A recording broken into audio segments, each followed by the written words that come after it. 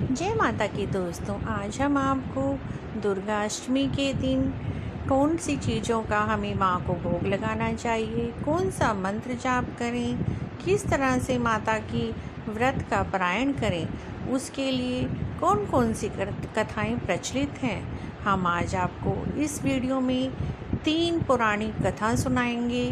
साथ में माँ अम्बे का प्रिय भोग और प्रिय रंग भी आपको बताएंगे कि कौन से रंग के कपड़े धारण करके आपको माता की कढ़ाई करनी चाहिए।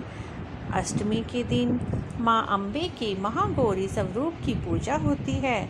इस दिन सुबह जल्दी उठकर स्वच्छ वस्त्र धारण करें, फिर देवी दुर्गा की प्रतिमा को अच्छे वस्त्रों से सुसज्जित करें, उन्हें लाल रंग के फूल अर्पित करें, उनके समक्ष देशी घी का दीपक जलाएं और साथ में दुर्गा जी को पंचामृत अर्पित करें। उन्हें 5 फल, किशमिश, सुपारी, पान, लौंग, इलायची आदि भी चढ़ाएं।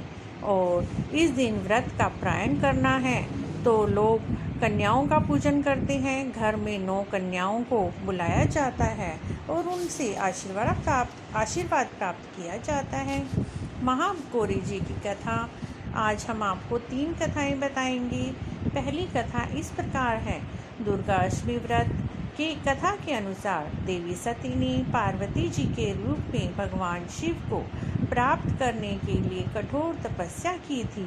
एक बार भगवान भोलेनाथ ने पार्वती जी को देखकर कुछ कह दिया, जिससे देवी का मन आहत हो गया और पार्वती जी तपस्या में लीन हो गई। इस प्रकार वर्षों तक कठोर तपस्या करने के बाद भी जब पार्वती जी नहीं लौटी, तब भगवान शिव जी उनकी खोज करते हुए उनके पास पहुंच गए।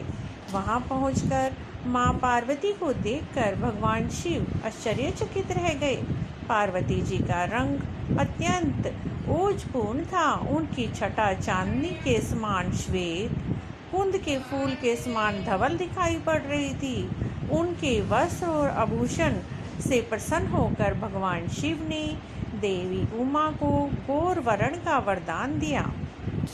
तभी से गौरी माता बहुत ही अधिक गौरी हो गई, बहुत ही अधिक ओजपूर्ण हो गई। दूसरी कथा के अनुसार भगवान शिव को पति के रूप में पाने के बाद देवी ने कठोर तपस्या की थी, जिससे उनका शरीर काला पड़ गया था। देवी की तपस्या से प्रसन्न होकर भगवान शिव ने उन्हें पत्नी रूप में स्वीकार कर लिया और शिव जी उनके शरीर को गंगा जल से धोते हैं। तब देवी अत्यंत गौर वर्ण की हो जाती हैं और तभी से उनका नाम गौरी पड़ा था। महागौरी रूप में देवी करुणामयी, स्नेहमयी, शांत और मृदंग दिखाई देती हैं। देवी के इस रूप की प्रार्थना करने हेतु देवता और ऋषिगण भी तरसते हैं और देवी की प्रार्थना के लिए ये मंत्र सबसे अधिक प्रसिद्ध है। सर्व मंगल मांगल्ये शिवे सर्वाधिके साधिके शरण्ये अंबिके गौरी नारायणी नमोस्तुते। अब हम आपको देवी गौरी की तीसरी कथा सुनाएंगे। तीसरी कथा के अनुसार यह कथा भी बहुत ही प्रचलित है। एक सिंह काफ़ी भूखा था। जब वह भोजन की तलाश में इधर उधर भटक रहा था, तब वहाँ पर उसने देवी उमा को तपस्या करते हुए देखा। देवी को देखकर सिंह की भूख और भी बढ़ गई, परंतु देवी तपस्या में लीन थी। तब वह देवी की तपस्या से उठने का इंतजार करते हुए वहीं पर बैठ गया। इस इंतजार में वह काफ़ी कमज़ोर हो गया।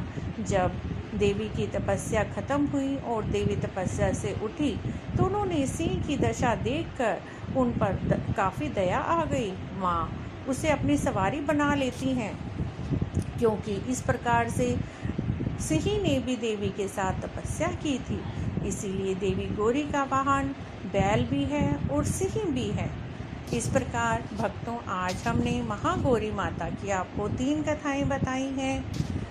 अब हम आपको अष्टमी कैसे मनाई जाती है, किस प्रकार माता का पूजन किया जाता है, वो बताएंगे। इस दिन सुबह महागौरी की पूजा के बाद घर पर 9 कन्याओं और एक बालक को आमंत्रित किया जाता है।